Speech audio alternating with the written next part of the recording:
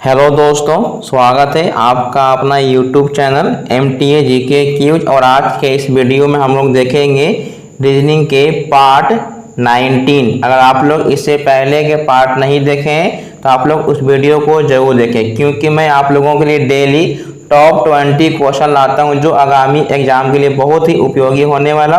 और ये क्वेश्चन बहुत बार एग्जाम में रिपीट हो चुका, क्योंकि ये जितना भी क्वेश्चन है सभी के सभी वेरी वेरी इंपॉर्टेंट क्वेश्चन है। अगर आप लोग मेरे चैनल पर नए हैं तो मेरे चैनल को सब्सक्राइब करो और साथ में बेल आइकन को दबाना ना भूलें। जब भी कोई मैं वीडियो अपलोड करूंगा तो नोटिफिकेशन सबसे पहले आपके पास पहुंच जाएगा। तो वीडियो को स्टार्ट करता हूं और आपसे एक रिक्वेस्ट है कि वीडियो में आप शुरू से लेकर लास्ट तक बने रहें। ठीक है, वीडियो को शुरू से लास्ट तक देखिए। तो वीडियो को स्टार्ट करते हैं। पहला क्वेश्चन है,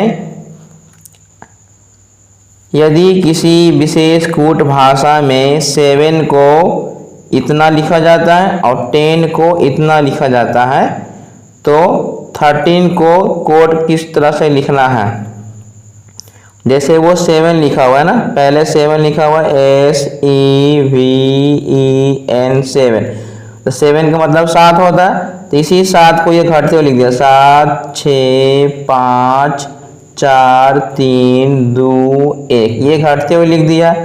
अब हमको 10 दिया हुआ 10, तो 10 को घटते हुए लिखेंगे 10 9 8 7 6 5 4 3 2 1। यानी यहाँ पर जो भी अल्फाबेट दिया, ये अगर 7 है तो 7 का मतलब होता है 7, तो ये 7 से घटते हुए चला गया। 10 का मतलब होता है 10, 10 से ये घटते हुए चला गया। तो उसी प्रकार से आपको क्या दिया हुआ है, 13, क्या है 13 दिया हुआ है। तो 13 में आपको 13 से घटते हुए जाना है, 13 12 11 10 9 8 7 6 5 4 3 2 1, इस तरह से जाना है। तो ऑप्शन नंबर ए इसका राइट आंसर है। उम्मीद करते हैं आप समझ गए होंगे। तो अब बढ़ते हैं अगले प्रश्न की ओर। क्वेश्चन नंबर 2, ये अल्फ़ाबेट वाले क्वेश्चन है। मैं आपसे रिक्वेस्ट करता हूं कि जितना भी अल्फ़ाबेट ए से लेकर जेड तक होते हैं उनके सारे के सारे आपको नंबर याद रखना होगा। उसके बाद फिर इसका अपोजिट लेटर भी याद रखना होगा। जैसे ए का अपोजिट वर्ड क्या होता है, तो जेड होता है। डी का अपोजिट वर्ड W होता है। तो ये आपको इस तरह का सारे के सारे अपोजिट लेटर भी याद रखना है और सारे के सारे ए से लेकर जेड तक जितना भी नंबर होता है आप उसको जरूर याद कर लीजिएगा।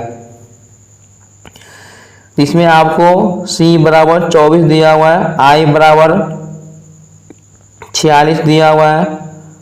तो C का तो वैल्यू कितना होता है, C का तो 3 ही होता है, लेकिन यहाँ पर ये 24 दिया हुआ है। तो मैंने आपको क्या बताया कि C का उल्टा क्या होता है, X होता है। तो ये 3 है और इसका उल्टा कितना दिया हुआ, 24 दिया हुआ। यानी यहाँ पर अपोजिट वर्ड दिया हुआ, ठीक है, अपोजिट अल्फ़ाबेट लिखा हुआ है। तो जैसे ये E है, Y है, E है, तो E का उल्टा V होता है और Y का उल्टा B होता है और E का उल्टा B होता है। तो ये जो V होता है, V 22 होता है, B 2 होता है और फिर ये V है तो ये 22 हो जाएगा। तो 22 और 22 44, 44 और 2 46। तो उम्मीद करते हैं आप समझ गए होंगे कॉन्सेप्ट। उसी प्रकार से आपको F O X दिया हुआ, तो F का उल्टा U होता है और O का उल्टा क्या होता है, O का उल्टा क्या होगा बताइए, L हो जाएगा और X का उल्टा C हो जाएगा। U का मतलब 21, L का मतलब 12 और C का मतलब 3।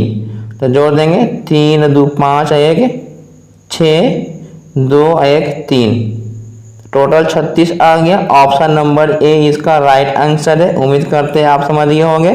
तो बढ़ते हैं अगले प्रश्न की ओर। मैं आपसे एक बार रिक्वेस्ट करता हूं कि अगर आप लोगों को जो भी क्वेश्चन इसमें आपको बनाने आता है तो वीडियो को पॉज करिए, खुद से सॉल्व करिए और अपना आंसर कमेंट बॉक्स में जरूर भेजिएगा। क्वेश्चन नंबर 3 बोलता है कि एक निश्चित भाषा में माला चाचा हवा को पीयू नाका चाचा के रूप में कोड किया गया। हवा घर आहे को चाचा के, मतलब ये इसका कोड दिया हुआ है, इसका कोड ये दिया हुआ है और इसका कोड ये दिया हुआ है। तो पूछ रहा है कि उस भाषा में ये आपको बताना है, ठीक है। तो इसमें टोटल 3 लाइन है, तो ये आपको बताना है। टोटल कितने लाइन है? 3 लाइन है। जैसे ये पहला लाइन, ये दूसरा लाइन है और ये तीसरा लाइन है। तो पहला लाइन में आपको क्या दिया हुआ है? उसका कोड दिया हुआ है PIUNAKA।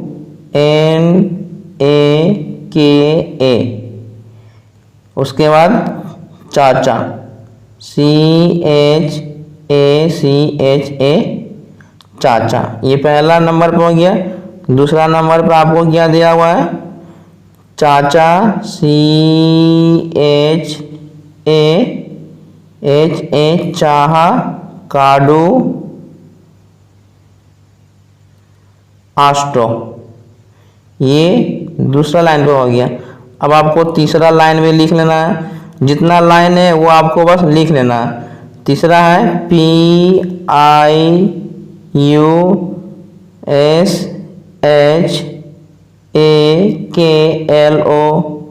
उसके बाद है आस्ट्रो। तो ये आपको 3 लाइन दिया हुआ है। तो आपसे पूछ रहा है कि इसका मतलब क्या होता है, ठीक है, ये आपसे पूछ रहा है। तो ये देखिए कि पहले चाहा कहाँ कहाँ दिया हुआ है। पहला में चाहा है, ठीक है। दूसरा में चाहा नहीं है, तो हमको यहाँ से चाहा का नहीं निकलेगा। तीसरा में चाहा दिया हुआ है, तो तीसरा में चाहा दिया हुआ है। तो चाहा के लिए आपको पहला लाइन और तीसरा लाइन में जो मिलेगा वही लिखना है, ठीक है। तो इसमें पीहू मिल रहा है। उसके बाद और कोई तो मिल नहीं रहा। पीहू मिल रहा है, ये पीहू है और एक यहाँ पीहू है, ये मिल जा रहा है। इसका मतलब पीहू हो जाएगा। तो ऑप्शन नंबर ए और ऑप्शन नंबर डी में से कोई एक आंसर होगा। उसके बाद हवा देखना है। हवा हमारा पहला लाइन में है, हवा हमारा पहला लाइन में भी है, हवा हमारा दूसरा लाइन में भी है और हवा तीसरा लाइन में नहीं है, यानी हवा पहला और दूसरा में। तो पहला और दूसरा में जो मिलेगा वही होगा, ठीक है। तो इसमें मिलाते हैं। इसमें आपको कोई नहीं मिल रहा। ये चाहा, हाँ चाहा मिल रहा है, चाहा मिल रहा है। तो चाहा हमारा ऑप्शन नंबर डी हो जाएगा, क्योंकि इसके बाद चाहा आना चाहिए था, चाहा नहीं है ए में। तो ऑप्शन नंबर डी इसका राइट आंसर हो जाएगा। उम्मीद करते हैं समझ गए होंगे। तो बढ़ते हैं अगले प्रश्न की ओर। क्वेश्चन नंबर 4 में आपको बोल रहा है कि एक निश्चित कोड भाषा में तीन फिन का अर्थ ये आपको दिया हुआ है। उसी प्रकार से टाई का अर्थ ये आपको ब्यूटीफुल दिया हुआ है। और फिर सिक पिन का अर्थ आपको ये दिया हुआ है। तो पूछ रहा है फूड के लिए। तो टोटल आपको लाइन कितना है? टोटल आपको 3 लाइन है, 1 2 3। टोटल आपके पास 3 लाइन दिया हुआ है। तो पूछ रहा है फूड के लिए ना। तो पहला आपको पिन है, पिन टीन फिन, ये पहला लाइन में हो गया। दूसरा हमारा टाई डीप सिग, ये हमारा दूसरा लाइन का हो गया। और तीसरा लाइन के लिए आपको क्या है? सिग पैन फिन, ये आपको तो पूछ रहा है फूड। तो फूड आप देखिए कि पहला लाइन में आपको फूड है, तो ये फूड लिखा हुआ, यानी पहला में फूड है तो हमको इसमें से आंसर मिलेगा। दूसरा आपको फूड नहीं लिखा हुआ, यानी इसमें से तो आंसर आएगा नहीं, ये खत्म हो गया। उसके बाद तीसरा लाइन में फूड है, यानी यहाँ मिलेगा। तो कहने का मतलब इसमें से तो हमको देखना है ही नहीं, हमको पहला और ये तीसरा में देखना, जो मिल जाएगा वही हमारा आंसर हो जाएगा। तो ये मिलने वाला कोई है? मिलने वाला हमारा एक फिन मिल रहा है, फिन, क्योंकि फिन यहाँ भी है, फिन यहाँ भी है। तो ऑप्शन नंबर सी इसका राइट आंसर हो जाएगा। उम्मीद करते हैं समझ गए होंगे। तो बढ़ते हैं अगले प्रश्न की ओर। निम्नलिखित विकल्पों में से उस एक को चुने जो अलग है। शेर, घोड़ा, चीता, जिराफ। आपको बताना है कि इनमें से कौन सा डिफरेंट है। सबके सब जानवर है। तो चीता जिराफ, शेर, ये तीनों जंगल में रहते हैं, लेकिन घोड़ा हमारा जंगल में नहीं रहता। तो ऑप्शन नंबर सी इसका राइट आंसर हो जाएगा। तो बढ़ते हैं अगले प्रश्न की ओर। क्वेश्चन नंबर 6, निम्नलिखित विकल्पों में से उस एक को चुने जो भिन्न है। ये लीरा है, दिनार है, सिक्का है, रुपया है। तो ये आपको बताना है कि कौन सा अलग है।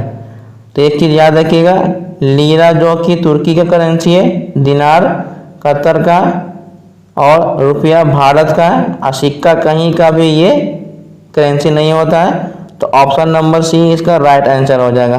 नेक्स्ट क्वेश्चन नंबर 7, निम्नलिखित श्रृंखला में कौन सा नंबर आना चाहिए। तो ये आपको 2, 4, 6, 12, 14, 28, 30 और ये आपको भरना है। तो इसमें देखिए इसको डबल कर दिया है, मैंने 2 दूनी 4, 6 दूनी 12 और 14 दूनी 28, तो 30 दूनी 60 हो जाएगा। तो 60 कहाँ पर है, ऑप्शन नंबर डी इसका राइट आंसर है। उम्मीद करते हैं समझ गए होंगे। तो बढ़ते हैं अगले प्रश्न की ओर। क्वेश्चन नंबर 8, उस संख्या का चयन करें जो निम्नलिखित श्रृंखला में अगली होगी। तो आप लोग वीडियो को पॉज करिए, खुद से पहले ट्राई करिए। अगर आपका आंसर आता है इन चारों ऑप्शन में से तो अपना आंसर कमेंट बॉक्स में जरूर भेजिए। और अगर आप लोग मेरे चैनल पर नए हैं तो चैनल को सब्सक्राइब कर लीजिए। इसमें आपको 45 दिया हुआ है, उसके बाद 54 दिया हुआ है, उसके बाद 65 दिया हुआ, उसके बाद 78 दिया हुआ, उसके बाद निकालना है। तो नंबर सीरीज में अगर आपको धीरे धीरे बढ़ रहा है, इसका मतलब वहाँ पर ही ऐड हो रहा है।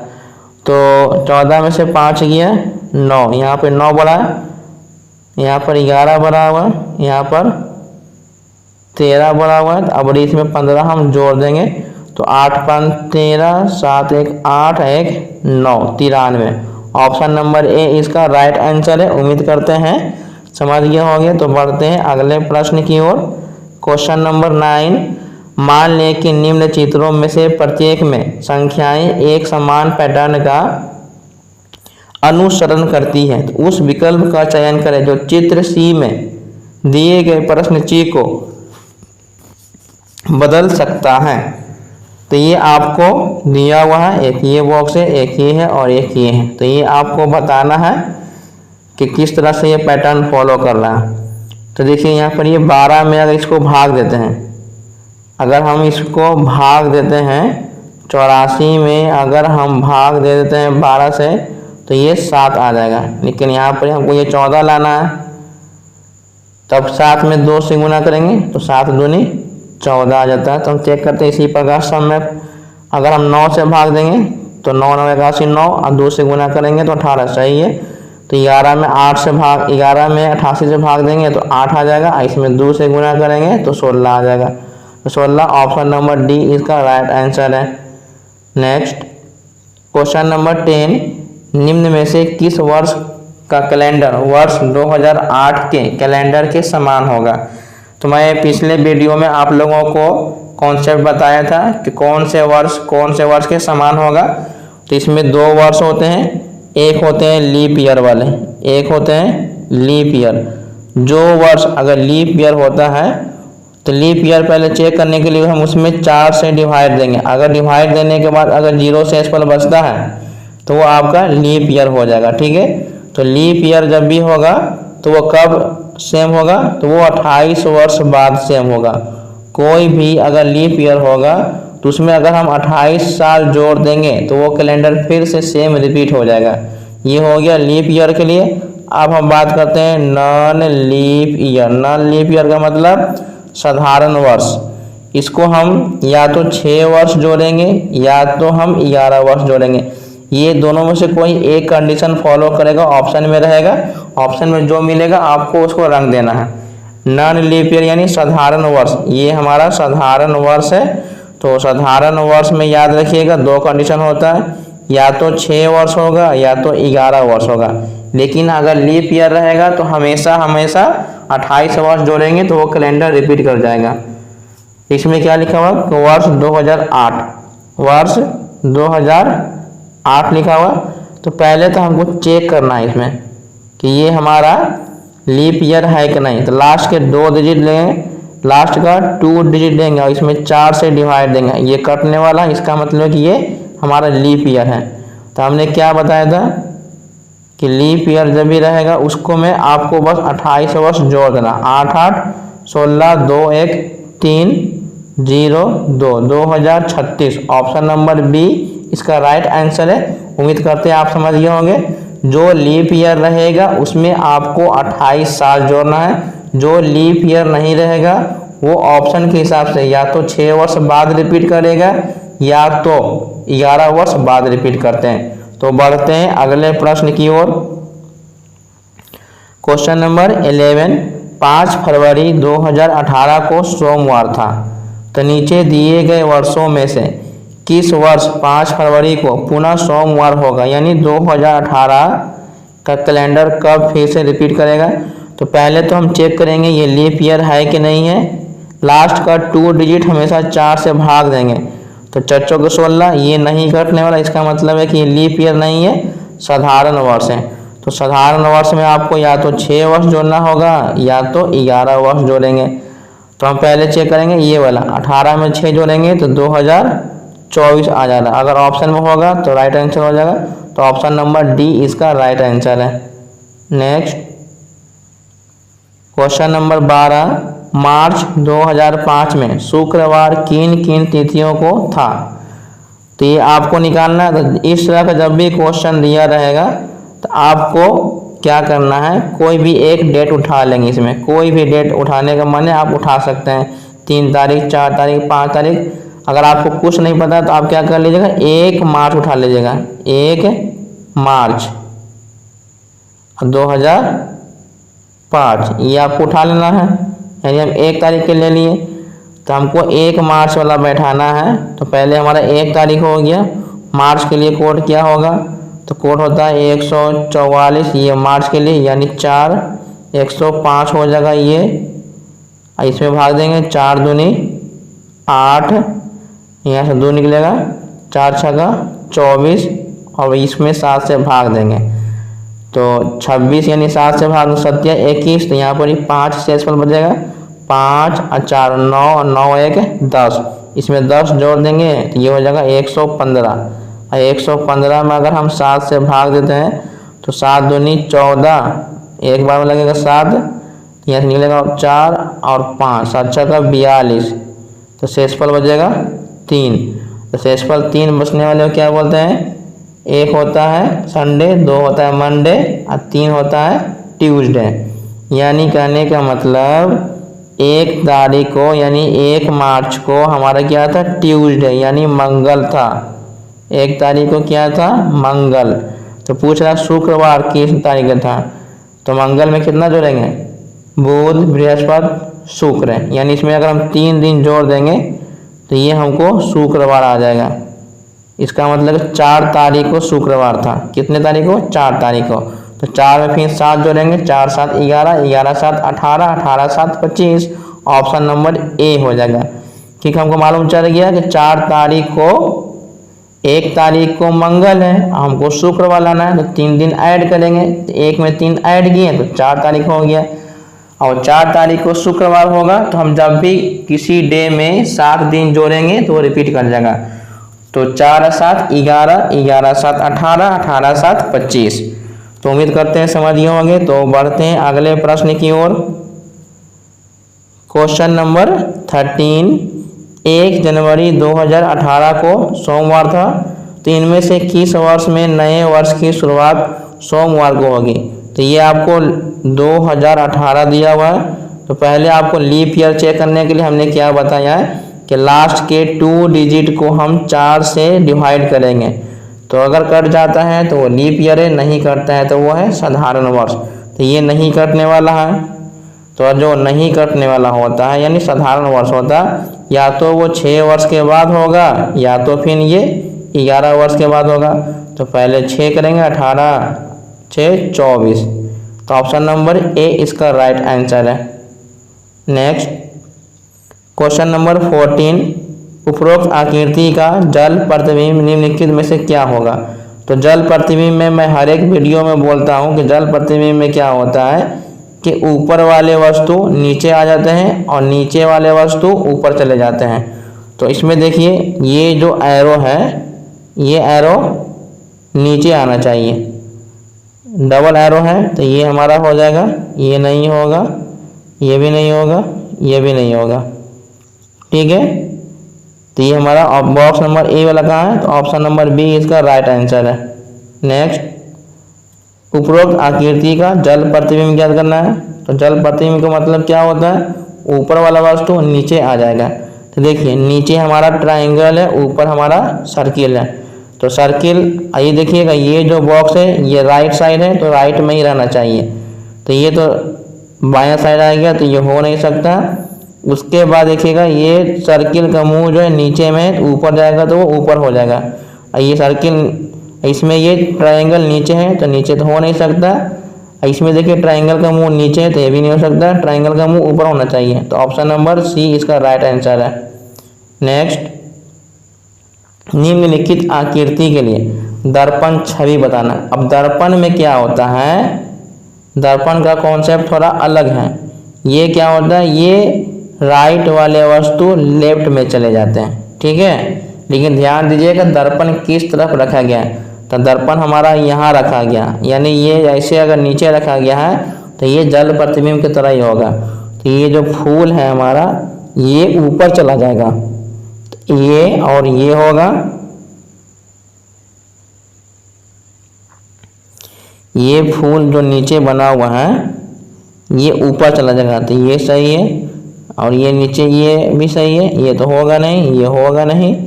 और ये नीचे कलर किया हुआ तो इसमें कहीं कलर किया हुआ है नहीं तो ये भी नहीं होगा। तो ये वाला बॉक्स सही है, यानी ऑप्शन नंबर ए इसका राइट आंसर है।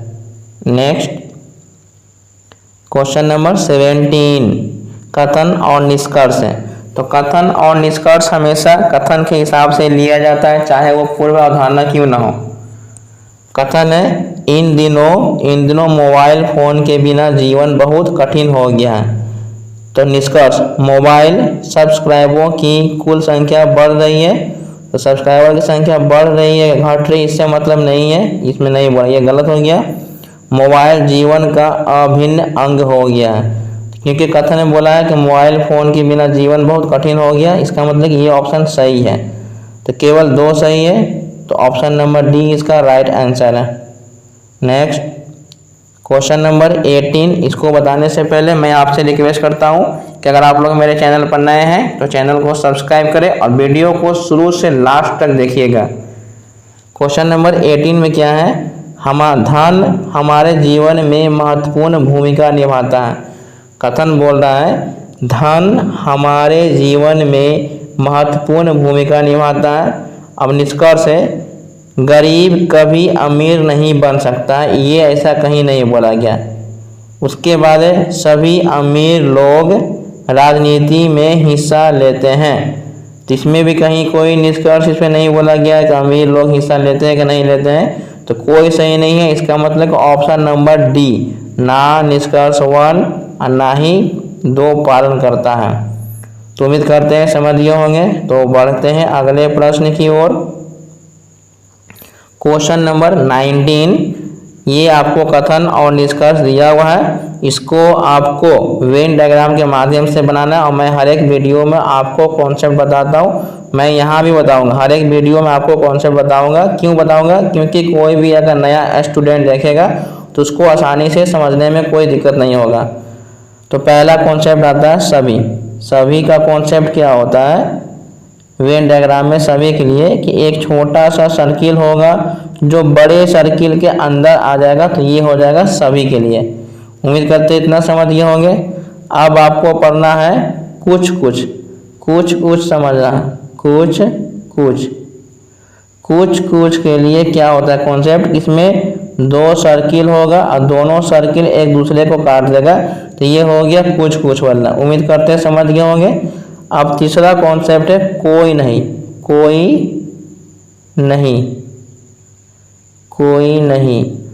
नहीं का कॉन्सेप्ट क्या होता है, इसमें चाहे जितना भी सर्किल क्यों ना हो वो सब के सब सर्किल क्या होंगे, अलग होंगे। उम्मीद करते हैं आप यहाँ तक समझ गए होंगे। तो अब मैं आप लोगों को क्वेश्चन सॉल्व करके बताता हूँ। बोल रहा है कि कुछ लड़कियाँ डॉक्टर हैं। ये कुछ लड़की है, कुछ वाला ये डायग्राम बन गया, कुछ लड़की है जो डॉक्टर है।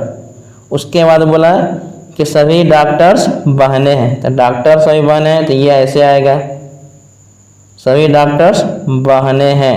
ये हमारा वेन डायग्राम बन चुका है। और आपको निष्कर्ष पढ़ना है। निष्कर्ष लिखा हुआ है कि कुछ लड़कियां बहनें हैं। कुछ लड़कियां बहनें, क्योंकि बहन वाला सर्किल जो कि लड़की को टच किया हुआ, इसका मतलब कि ये सही है।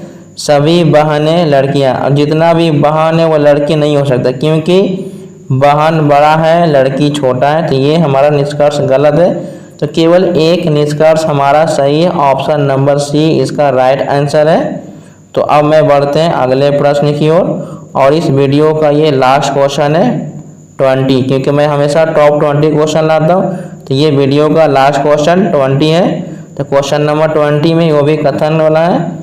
पहला कथन है कि सभी कप चीनी मिट्टी के बर्तन हैं। जितना भी कप है वो चीनी मिट्टी के, सभी कप चीनी मिट्टी के बना हुआ है। उसके बाद बोल रहा है कुछ चीनी मिट्टी के बर्तन, ये जो कुछ चीनी मिट्टी के बर्तन है वो सफ़ेद है। ये हमारा वेन डायग्राम बन गया। अब आपको निष्कर्ष दिया है कुछ सफ़ेद चीनी मिट्टी के बर्तन हैं। कुछ सफ़ेद चीनी मिट्टी के बर्तन हैं। तो ये भी सही है, ये इसमें टच है, ऑप्शन ए सही है। कोई कप सफ़ेद नहीं है, कोई भी कप है जो सफ़ेद नहीं है, ये भी सही है। यानी हमारा दोनों निष्कर्ष सही है। तो ऑप्शन नंबर बी इस क्वेश्चन का राइट आंसर हो जाएगा। तो उम्मीद करते हैं आप लोग पूरे समझ गए होंगे। और आप लोग वीडियो को शुरू से देखने के लिए बहुत बहुत धन्यवाद। अगर आप लोग मेरे चैनल पर नए हैं तो प्लीज़ चैनल को सब्सक्राइब करें। Thanks for watching.